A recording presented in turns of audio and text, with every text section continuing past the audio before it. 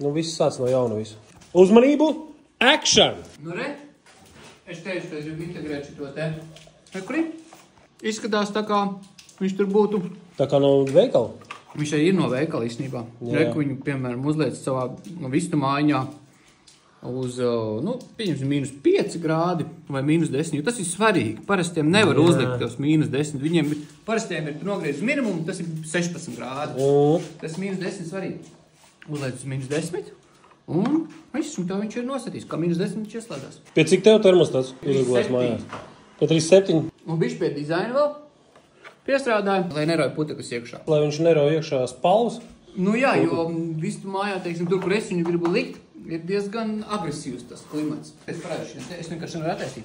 Rekur, te tas motors, te pūš ārā to gaisu, un lai tas siltums tiktu, lai temperatūra tiktu uz to, kur stāv tas relēņš, viņš papildus gaisu pūš ārā caur tām restītēm. Tur iekšā vēl ir savu gaisa kanāli, lai tas dačiks var nolasīt. Jā, lai dačiks var nolasīt, jo viņš ir ieslēpts iekšā, jo viņš ir mehāniskais, kas ir ļoti labi. Viņš ir mehāniski, lai nav kaut kāda tur displeja, vēl kaut kas liekas elektronikas, kas, teiksim, mitrā klimatā var sākt kaut ko.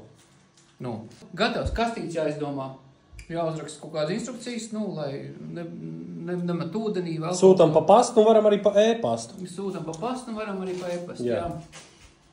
Cip.lv Ralfhaus atbrauks un izdarīs.